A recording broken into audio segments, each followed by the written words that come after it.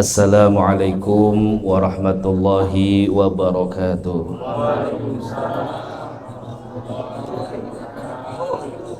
Pengen panjang umur, jawab salamnya yang ikhlas, yang keras. Minta dengan salam ini turun rahmat untuk kita semuanya. Assalamualaikum warahmatullahi wabarakatuh.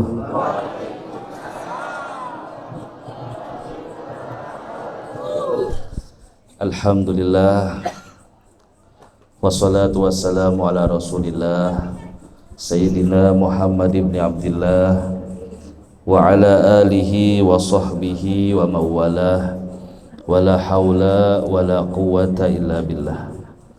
Subhanaka la ilma lana illa ma 'allamtana innaka antal alimul hakim. Rabbi shrah li sadri wa yassir li amri wahlul 'uqdatan min lisani yafqahu qawli. Dustur ya Rasulullah, amma ba'd. Ya Allah, mudah-mudahan malam hari ini turun rahmat buat kita semuanya ya Allah. Engkau mengampunkan semua dosa-dosa kami ya Allah. Tidak ada tujuan niat perkumpulan kami kecuali mengharap ridha-Mu ya Allah ya Rahman. Panjangkan umur kami semuanya ya Allah. Husnul khatimahkan wafat kami semuanya ya Allah. Selamatkan kami semuanya ya Allah dari siksa-Mu ya Rabb, dari gelapnya alam kubur, panasnya alam kubur, sempitnya alam kubur ya Allah, dengan berkahnya Nabi Muhammad SAW. Amin ya Rabbal. Hadirin Bapak dan Ibu, semua orang tua kami yang hadir malam hari ini, Pak RT, staf semua, tokoh masyarakat, para hujjaj, alim ulama, malam ini agak sedikit beda karena ada tema yaitu 40 hari wafatnya ibunda dari Pak RT Dede, Ibu Tirah. Mudah-mudahan ya Allah, Allah terangkan kubur beliau, Allah luaskan kubur beliau, dan Allah terima amal-amal beliau semuanya. Amin ya Rabbal. Sekarang yang menjadi renungan adalah kita yang masih hidup, yang tidak akan pernah lama dan pasti akan mati. Pasti kita akan mati. Kapan? Itulah hikmahnya. Kenapa Allah sembunyikan kematian kita? Untuk apa? Allah sebutkan dalam Al-Muluk, surat Al-Muluk, liyabluwakum ayyukum ahsanu amala. Tujuannya Allah sembunyikan kematian kita ini semata-mata ingin melihat. Setelah satu demi satu kita diingatkan dengan kematian tetangga, keluarga, orang tua, Allah pengen tahu apa yang kalian petik daripada kematian-kematian yang ada di sekeliling kalian. Apakah bertambah kebaikan amal soleh kalian setelah melihat satu demi satu orang-orang di sekeliling kita berguguran wafat? Apakah bertambah keyakinan kita kepada Allah, bertambah ibadah kita, bertambah takutnya kita, atau sebaliknya? Semakin diingatkan dengan kematian, semakin kita lupa dengan Allah. Semakin diingatkan dengan kematian, semakin kita jauh dari Allah. Itu tujuan kita sekarang ini masih ada di muka bumi, Ibu. Tidak lain. Kalau kita sepakat tadi, semua kita bakal mati. Ya, orang tua mati, anak muda, orang kaya, orang miskin, nyanyi dong ya. Semua orang bakal mati. Semuanya bakal mati nih. Dirahasiakan gak tahu. Mungkin saya belakangan, Bapak Ibu duluan, bisa. Atau sebaliknya Bapak dan Ibu duluan meninggal, saya belakangan, bisa. Tinggal Ibu milih saja. Ya, mau belakangan atau duluan. Ya, semuanya bisa. Yang menjadi bahan tadabbur ingatan kita adalah Bapak dan Ibu, sisa umur kita ini apa yang kita persiapkan untuk kematian kita. Ada disebutkan di hadis qudsi bahwa Allah Subhanahu wa taala itu setiap hari beliau bergumam,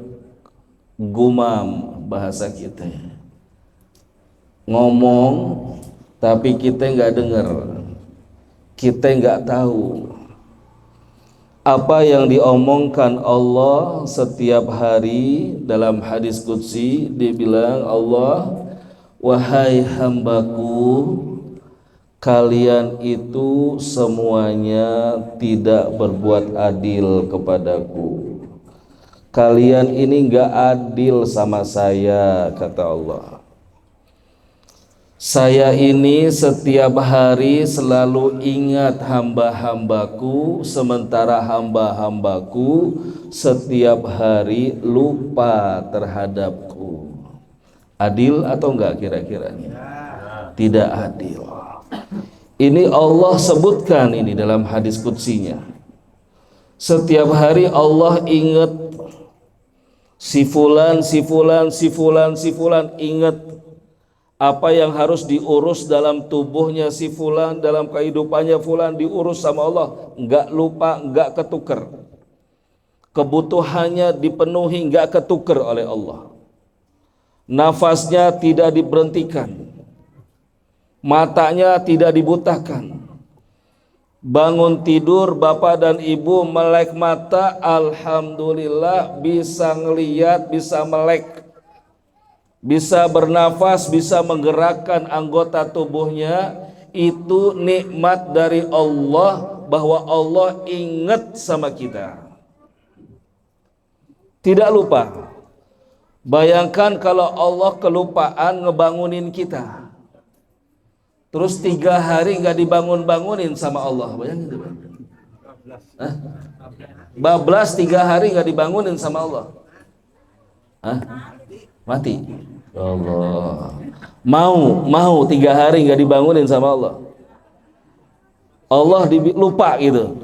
Lupa sama warga kita nih, RT 2 dibikin lupa semuanya, nggak dibangunin sama Allah. Selama 3 hari gak ada kehidupan, coba bayangkan. Atau mungkin Allah lupa, bininya begitu melek mata dikasih nafas, suaminya kagak kelupaan, gak dikasih nafas sama Allah. Mau Pak? Mau melek mata nafasnya hilang? Atau jangankan nafas hilang, sesek aja deh, sesek. Enak gak sesak nafas itu? Makanya Allah, Rasulullah ajarkan, alhamdulillahilladzi ahyana ba'dama amatana.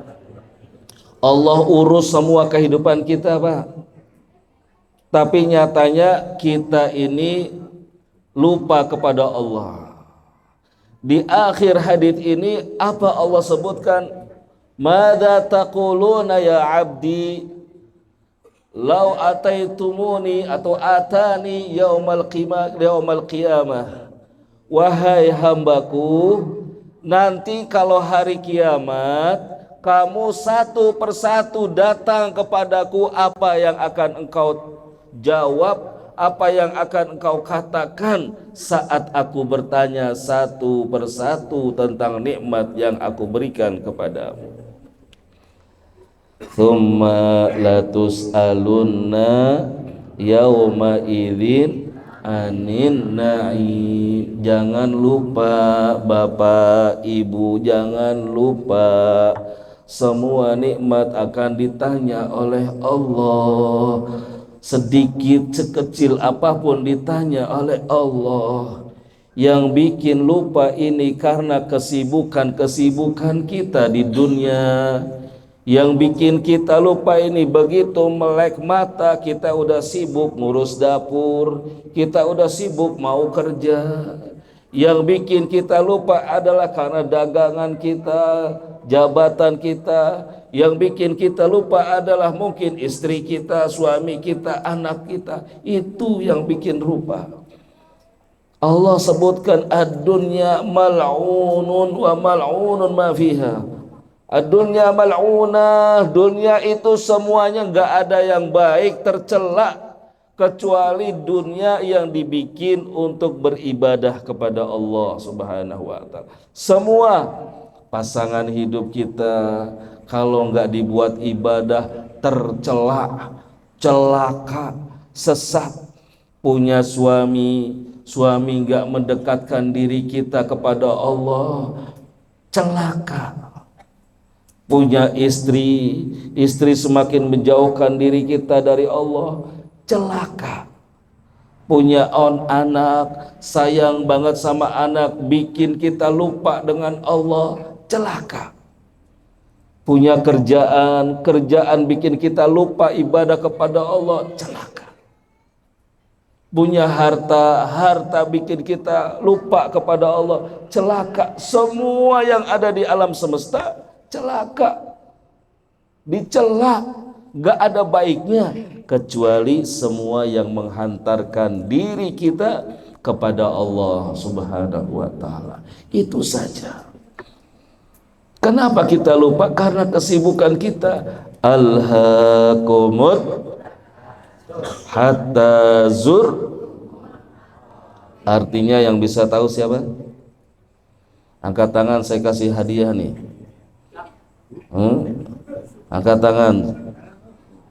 1, 2. Alhaakumut takatsur, telah membuat kalian semuanya hamba-hambaku lupa kepada siapa dirimu. At-takatsur, yaitu sifat at-takatsur yang selalu sibuk mengumpulkan dunia. Karena kehidupan dunia ini kita lalai. Ibu, bapak, kita ini diciptakan Allah untuk nanti dimatikan. Itu aja. Siapapun kita bakal dimatikan oleh Allah. Yang sudah dilahirkan pasti dimatikan. Kullu nafsin dha'iqatul maut. Contohnya ini ibu kita, Ibu Tira, beliau lahir tahun berapa? Tahunnya tahun lupa waktu itu. Pernah ada tahun lupa, yang saya tahu ada tahun gajah gitu kan. Tahun lupa gitu, tahun lupa. Beliau hidup, beliau dilahirkan, kemudian dia besar, remaja, dewasa, menikah, sampai punya anak, punya cucu, sekarang wafat. Berapa tahun dia hidup di dunia, ujung-ujungnya akhirnya juga wafat. Tapi saya berdoa kepada Allah dan saya yakin beliau wafatnya husnul khatimah. Mudah-mudahan. Kenapa? Karena beliau senang ngaji juga. Jadi kalau pengajian begini beliau hadir, walaupun udah tua dia dengerin. Ini keistimewaan orang-orang yang wafat dalam majlis ilmu. Dan tidak boleh kita buruk sangka kepada mayit. Halo Pak, Bu, gak boleh buruk sangka sama mayit.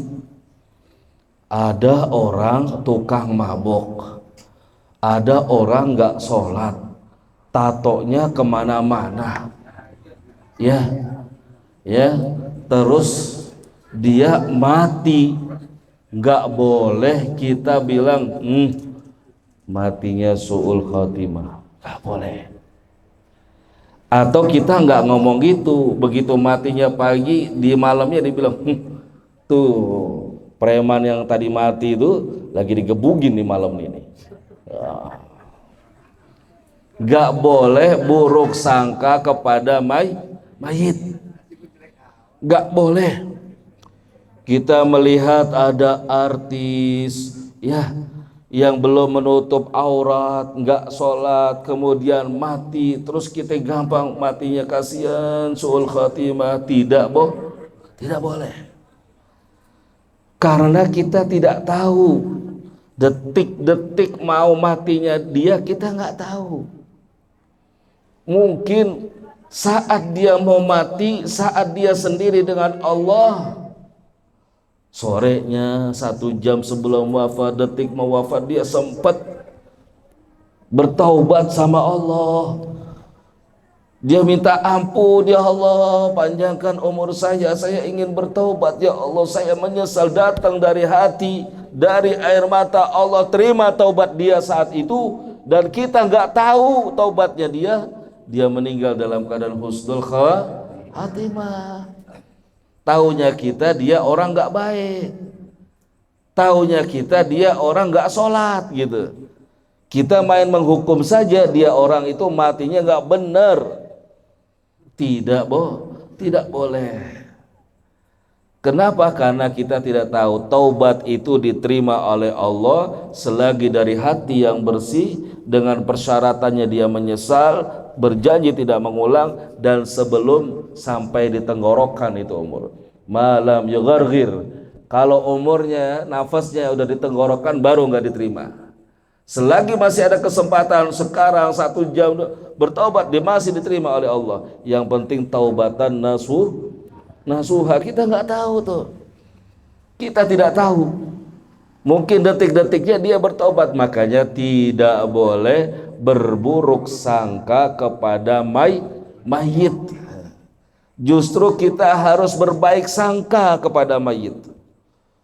Ya, Al-Habib Ahmad bin Zain Al-Habsyi, beliau pernah bercerita tentang gurunya yang bernama Al-Habib Abdullah Al-Haddad. Dia bercerita, guruku itu setiap kali beliau melewati satu kuburan, di situ ada temannya, siapapun yang dia kenal wafat, diucapkan salam, assalamualaikum ya fulan, itu yang dikubur ngejawab, waalaikumsalam ya Abdullah. Mengapa sampai mendapatkan derajat seperti itu? Karena dia selalu baik sangka kepada siapapun yang meninggal. Jelas Bu? Jelas? Dan dosa berburuk sangka kepada mayit ini tidak diampun oleh Allah. Dia harus minta maaf kepada si mayit gitu. Terus orangnya udah mati, gimana kita mau minta maaf? Saya mungkin buruk sangka kepada Pak RT, ya Pak RT kok orangnya begini ya, ternyata tidak begini, dia begitu. Salah prasangka saya. Dosa atau tidak? Dosa. Saya minta ampun kepada Allah, tidak diampunkan oleh Allah. Kecuali saya datang ke Pak RT, saya minta maaf, Pak RT maafin, tadi saya sudah buruk sangka Pak RT. Kalau kita tidak minta maaf, maka tidak akan diampunkan dosanya, dan dosa itu terus disimpan oleh Allah sampai nanti ibu bapak kita datang di mahkamah, dihisap satu persatu, nanti itu orang akan menuntut kita di hari kiamat.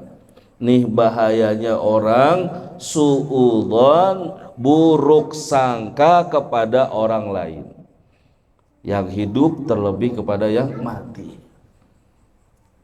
Jika Allah sebutkan tidak ada amalan yang paling hebat pahalanya kecuali baik sangka kepada Allah dan kepada hamba Allah, dan tidak ada dosa paling susah diistighfarkan, paling besar dosanya, yaitu buruk sangka kepada manusia. Buruk sangka kepada Allah dan buruk sangka kepada manusia, ini yang berat. umroh kita semua, haji kita, sedekah kita, pahala ngaji kita semuanya pupus, hilang. Kenapa? Karena kita sama orang selalu buruk sangka, sama tetangga selalu buruk sangka. Buruk sangka itu suudzon, ya, selalu berpikiran jelek kepada orang lain, itu namanya suudzon, buruk sangka. Itu yang menghancurkan amal. Kembali kepada hadis tadi, nanti kita di hari kiamat ini, nanti kita satu persatu loh Pak. Kita satu persatu ini akan disidang oleh Allah di hadapan semua lautan manusia menyaksikan. Istri kita ngeliatin, jamaah kita ngeliatin, mantu kita ngeliatin, cucu kita ngeliatin, Pak RT ngeliatin, Pak RW ngeliatin, Pak Lurah ngeliatin, semuanya ngeliatin. Yang kenal ngeliatin, yang gak kenal ngeliatin, karena mereka ngantri satu. Itu semuanya gelisah, dakdikduk semuanya, ngerinya bukan main. Ya, satu orang datang dengan pahala yang begitu hebat, bercahaya. Dia bawa pahalanya haji, udah pergi haji ini orang. Dia bawa pahalanya umrah, udah berkali-kali di orang umrah. Dia bawa pahalanya bersedekah, dia bawa pahalanya ini itu, begitu dihisab, ditinggal, ditimbang semuanya bagus ini orang. Kata Allah, masukkan ini orang ke surga karena amal-amalnya dengan rahmat aku, rahmat ya Allah. Begitu mau masuk surga, dari ujung gak tahu dari mana itu orang, tiba-tiba teriak, datang dipanggil oleh Allah. Kenapa ente teriak? Ya Allah, kenapa orang ini dimasukkan ke surga ya Allah? Dia orang baik, dia amalnya luar biasa. Kau saksikan sendiri tadi saat dihisab. Tidak ya Allah, ini orang dulu waktu di dunianya suka menfitnah orang. Dia suka menggunjing saya, dia membicarakan aib saya, dia buruk sangka kepada, diceritakan satu-satu, nuntut semuanya. Lalu apa yang Allah lakukan? Itu amal kebaikan orang yang tadi itu diambil, diberikan sama orang yang nuntut. Nih kamu ambil, nih kamu ambil, nih kamu ambil. Dosanya dia dikasihkan kepada orang itu. Lalu ditimbang lagi, oh masih menang kebaikannya, malaikat masukkan surga, masih ada yang nuntut. Ya Allah, dia pernah menghardik saya, dasar lu, wah gitu. Saya suka begitu gak tuh? Ya, binatang semua keluar tuh, Ragunan semuanya disebutin. Ya, dia pernah menghardik saya ya Allah gitu. Dikasih ambil lagi pahalanya dia. Sampai ditimbang lagi, masih menang, masukkan surga malaikat. Tidak ya Allah, nyebut lagi. Ini semua apa? Jangan salah semuanya. Yang kita lakukan sekecil apapun itu dicatat sama Allah. Mungkin kita ini santai, tenang gitu ya. Kita lupa ada dosa yang pernah kita lakukan dulu. Ada tuh nanti. Hanya dikatakan ya, la yati alal mayyit asyaddu minal lailatil ula. Tidak ada hal yang paling menakutkan bagi seorang mayit kecuali malam pertama di alam kubur. Itu hal yang paling menakutkan. Ya, pernah enggak sekali-sekali tidur di rumah orang atau di tempat baru? Biasanya orang kalau tidur di tempat baru susah tidur, biasanya itu. Tapi nggak tahu kalau Pak RT ini di mana aja kena bantal tidur, ya enggak? Biasanya begitu tuh. Kita tidur nih susah tidur. Nah, bayangkan bagaimana Bapak dan Ibu akan datang satu masa di mana kita semua akan keluar dari rumah kita. Kemudian kita akan kedinginan di alam kubur dalam gelap gulita malam hari. Itu hal yang paling menakutkan bagi orang-orang yang beriman kepada Allah Subhanahu wa taala. Karena saat itu adalah hari pertamanya, malam pertamanya dia dalam kesendirian. Allah, saya pernah suatu hari saya mau khutbah Jumat, tiba-tiba saya dapat telepon dari Kalimantan Tengah. Singkat cerita, saya minta untuk mengantarkan jenazah ke Kalimantan. Orang kaya raya, Pak, kaya raya, duitnya nggak bisa dihitung. Ya, yang dolar, real, Saudi, sama.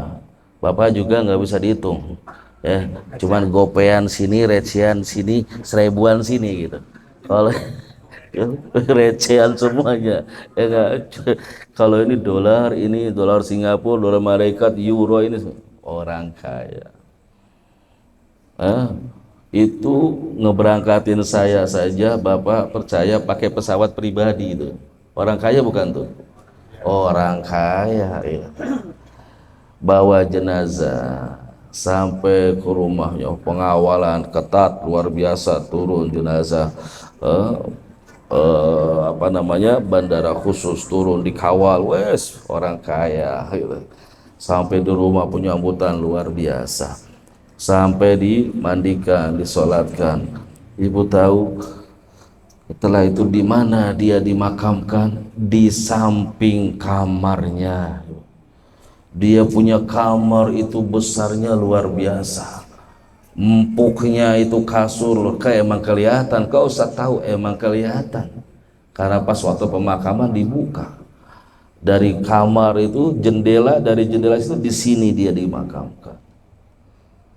Itu awalnya nggak terasa, banyak orang masih satu persatu hilang, pulang hingga pulang. Karena saya tamu, ya udah saya. Dan akhir sampai saya dengan satu teman itu duduk, saya ngeliatin, ya Allah, ini malam pertama dia tadinya tidur dengan kamar yang fasilitasnya luar biasa, orang kaya, ya enggak? Kan kamarnya beda sama kita. Enggak, kita kan kamarnya pas-pasan, betul. Ini orang kaya. Dan terus malam ini dia harus tidur dengan beralaskan tanah, terkubur dengan tanah, tidak ada yang menemani, semua kekayaannya hanya terlihat di mata, tidak ada satupun masuk ke kuburnya dia saat itu. Di situ saya belajar, ya Allah, bener-bener gak ada yang dibawa itu kemewahan. Jabatan, pesawat pribadinya, mobilnya yang berlapis-lapis itu, hartanya yang bertumpuk-tumpuk itu, demi Allah saya ngelihat sendiri gak ada yang dibawa, Pak. Gak ada. Saya bilang, ya Allah, cuman satu harapan nih mayit ini, harapan dia cuman satu, amalnya dia itu yang bisa menyelamatkan di kubur. Dia mati sudah nggak bisa beramal.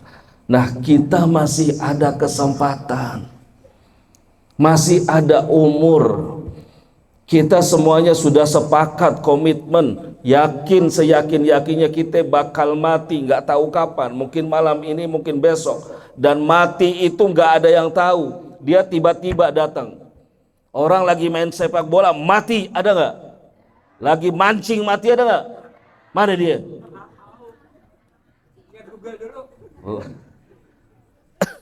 Lagi gaplek mati, ada nggak? Lagi ngomongin orang, Bu, mati, ada? Lagi buka kerudung, belum pakai kerudung, aurat kemana-mana, mati, ada nggak? Lagi joget-joget. Diberikan waktu, kesempatan, sekali-sekalilah ya, perkuat iman kita dengan mengingat siapa kita ini. Kalau kita sudah mati, finish, selesai sudah, nggak ada lagi udah. Tuh lontong nggak bisa kita makan, kopi udah nggak bisa kita minum, rokok udah nggak ada rasanya. Mana ada di kuburan minta transferan rokok? Nggak ada kuburan, stop udah. Oh gitu, kalau gitu sekarang kita puas-puasin ngerokok, bahlul ente, bukan itu. Makanya ngaji jangan ngantuk.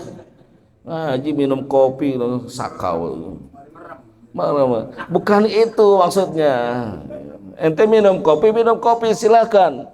Ya nggak makan silakan. Bekerja silakan. Dagang silakan. Nggak apa-apa silakan. Tapi ingat. Semuanya jadikan jalan kebaikan menuju Allah. Itu Pak. Jangan jauh-jauh hati kita dari zikir kepada Allah, istighfar kepada Allah, gitu. Hubungkan selalu hati kita kepada Allah. Allah malah nyuruh kita dagang. Allah nyuruh kita cari duit. Ya, Allah nggak senang sama orang-orang yang malas. Allah nggak senang. Orang-orang yang nggak mau bekerja cuman minta-minta doang. Allah nggak demen. Allah suruh kita kerja cari duit gitu loh. Cari nafkah diperintah sama Allah gitu. Cuman bagaimana yang diminta oleh Allah? Cari dagang, cari kerja, cari duit yang diinginkan oleh Allah Subhanahu wa taala. Apa itu? Cara-caranya itu yang pernah saya sampaikan surat Al-Jum'at. Kita boleh jadi pedagang, boleh jadi lurah, boleh jadi RT, boleh jadi RW, boleh jadi tukang kredit, apapun boleh. Tapi awali dengan sholat. Jangan pernah remehin sholat kita Pak, Ibu. Sholat yang utama. Jangan pernah diremehin. Entar aja, jangan. Kalau ente bilang entar aja, ente mati, dosa ente gede banget. Su'ul khotimah nanti. Jangan sholat, jangan ditinggalkan. Habis sholat ente kerja, ikhtiar, usaha. Habis itu ente tawakal, serahkan sama Allah. Doa, minta sama Allah. Bangun malam sama Allah, itu yang Allah minta. Ya, jadi banyak ingat sama Allah. Lalu kerja mah sekedarnya aja. Jadi kesimpulannya Bapak dan Ibu, ini pelajaran berharga dari orang tua kita almarhumah Ibu Tira ya. Dalam 40 hari ini beliau wafat. Ternyata beliau wafat juga setelah itu nggak kembali lagi. Aktivitas beliau sebelum wafat tidak diteruskan, putus sudah. Kesukaan beliau waktu hidup nggak ada lagi yang meneruskan. Ini pelajaran buat kita. Kita kalau udah mati ya sudah putus segala-galanya. Beruntung kalau beliau wafat dalam keadaan menimba ilmu, ya seneng ngaji, beruntung gitu. Nah kita ini yang masih ada umur, ayo persiapkan akhirat kita. Jangan pernah lupa Bapak dan Ibu, Allah nggak ngelarang sampean jadi kuli. Allah nggak larang sampean jadi pedagang. Allah nggak larang sampean jadi pejabat. Nggak pernah Allah larang. Cuman Allah minta kalian adalah ingat untuk selalu beribadah kepada Allah. Dan yang kedua Bapak Ibu, jangan sampai waktu kita ini kosong nggak ingat sama Allah. Allah ingat kita, masa kita nggak ingat sama Allah. Kapan aja kita duduk ingat ya Allah, astagfirullah, la ilaha illallah. Ingat Allah tuh. Ya Allah, ya Allah, ya Allah. Itu tuh. Sering-sering begitu tuh.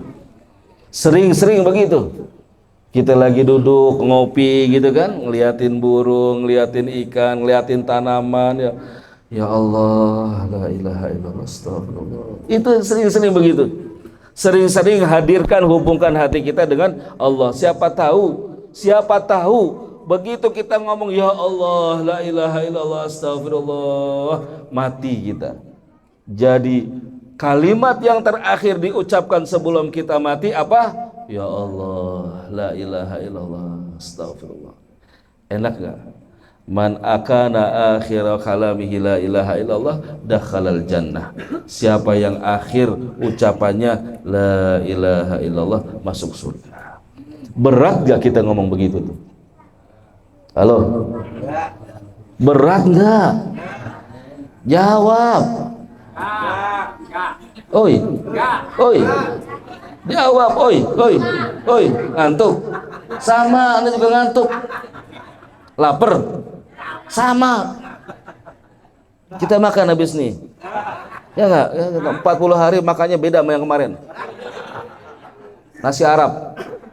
Arab maklum. Ya, berat nggak kita ngomong ya Allah, ya Allah, ya Allah, ya Allah, berat nggak? Enggak. La ilaha illallah, la ilaha illallah, la ilaha illallah, Muhammadun. Berat gak? Berat gak?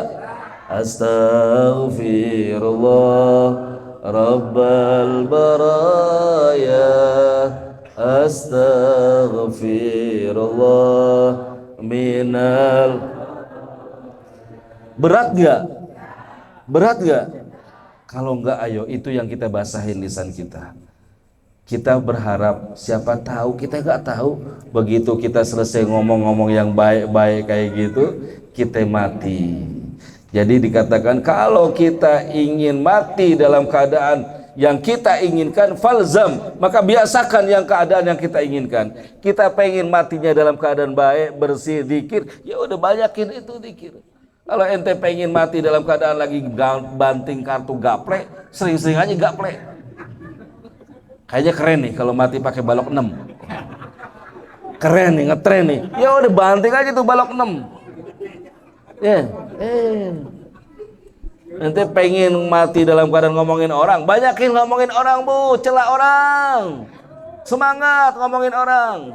Biar matinya lagi ngomongin mau. Ada doain tuh mau.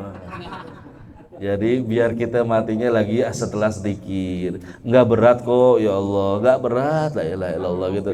Lagi ngopi, itu kan asik.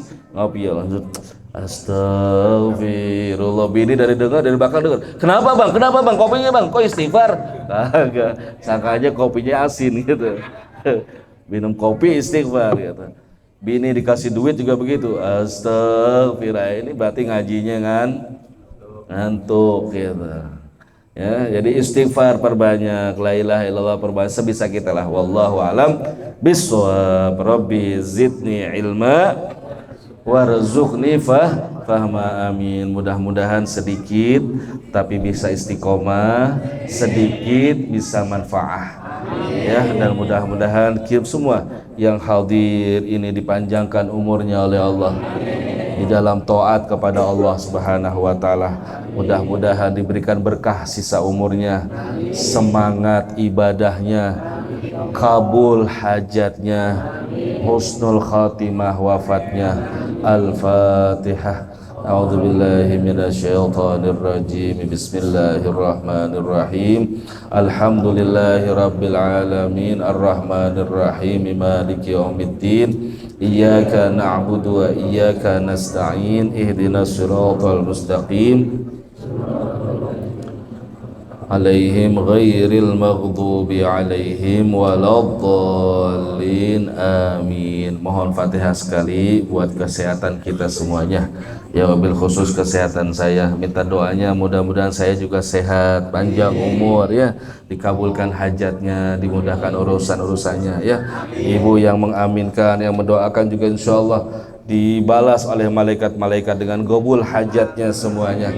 Tidak ada yang datang di majelis ilmi ini mendoakan saya kecuali yang punya masalah diselesaikan masalahnya, yang punya hutang diselesaikan hutangnya, yang sakit disembuhkan penyakitnya, yang mempunyai hajat, mempunyai keinginan, cita-cita dimudahkan semuanya, dimurahkan juga rezeki kita semuanya ya Allah.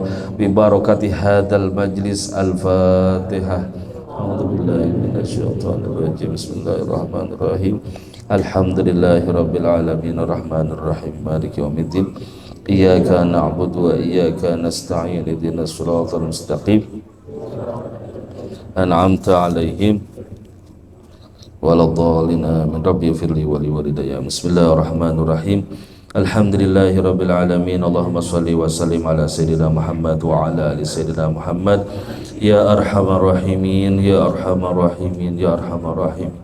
Ya Allah, kami yakin seyakin-yakinnya Engkau menyaksikan kami semuanya, Engkau melihat kami semuanya ya Allah, Engkau mengetahui kami semuanya ya Allah.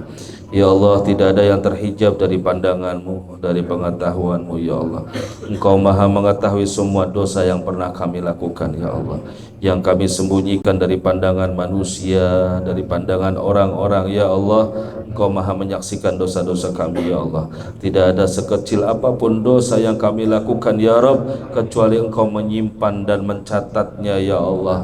Sementara kami banyak lupa dengan dosa-dosa yang pernah kami lakukan, Ya Rabb. Ya Allah, dengan berkah dan niat kami di majlis ilmu ini, Ya Allah, kami mohon kepadamu, Ya Rabb, ampunkan semua dosa-dosa kami, Ya Allah. Ampunkan semua kesalahan kami, Ya Allah.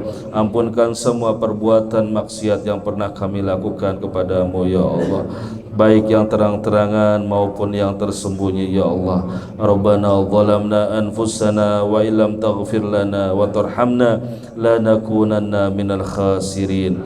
Ya Allah, jika Engkau tak mengampunkan semua dosa-dosa kami, tidak memaafkan semua kesalahan-kesalahan kami, Ya Allah, sungguh kami akan tergolong hamba-hamba-Mu yang rugi, Ya Allah. Ya Allah, kami berhajat kepadamu, Ya Rabb, anugerahkan kami semuanya taufik dan hidayah, taufik dan hidayah, taufik dan hidayah, ridha wal inayah. Anugerahkan kami semua ilmu yang manfaat, ilmu yang bermanfaat, ilmu yang bermanfaat dan barokah, Ya Rabb. Jadikan sisa umur kami ilmu, sisa umur yang manfaat untuk akhirat kami, Ya Allah. Ya Rabb, panjangkan umur kami dalam ta'at, dalam kebaikan, dalam ridha-Mu, Ya Allah. Mudahkan kami semuanya untuk beribadah kepadamu, Ya Allah. Mudahkan kami semuanya untuk melaksanakan perintah-perintah-Mu, Ya Rabb, menjauhi semua larangan-larangan-Mu, Ya Allah, Ya Rahman. Kami mohon untuk pasangan hidup kami, Ya Rabb. Anugerahkan kami semuanya rumah tangga yang sakinah, mawaddah, warahmah. Anugerahkan keberkahan dalam umur kami, dalam rumah tangga kami, anak keturunan kami, Ya Rabb. Berkahi semua harta kami, usaha kami, Ya Allah, upaya kami, Ya Rabb. Perjuangan kami semua Engkau ridhai, Ya Allah. Anugerahkan kami semua anak keturunan yang soleh dan soleha, selamat di dunia dan selamat di akhirat, Ya Rabb. Kami berharap berhajat di akhir majlis kami, Ya Allah, pada saatnya nanti, Ya Rabb, wafatkan kami semua dalam husnul khatimah, wafatkan kami semua dalam husnul khatimah, wafatkan kami semuanya dalam husnul khatimah. Rabbana taqabbal minna innaka antas samiul alim wa tub alaina innaka antat tawwabur rahim. Rabbana atina fid dunya hasanah wa fil akhirati hasanah wa qina adzabannar. Wa sallallahu ala sayyidina Muhammadin wa ala alihi washabihi wasallam. Walhamdulillahi rabbil alamin. Bisirril Fatihah. Bismillahirrahmanirrahim. Ihdinas siratal mustaqim, siratal ladzina an'amta 'alaihim ghairil maghdubi 'alaihim waladdallin. Amin. Mudah-mudahan semua sehat, panjang umur, maafin lahir dan batin. Ketemu lagi insyaallah bulan yang akan datang. Kafaratul majlis, subhanakallahumma bihamdik, asyhadu an la ilaha illa anta astaghfiruka wa atubu ilaik. Assalamualaikum warahmatullahi wabarakatuh.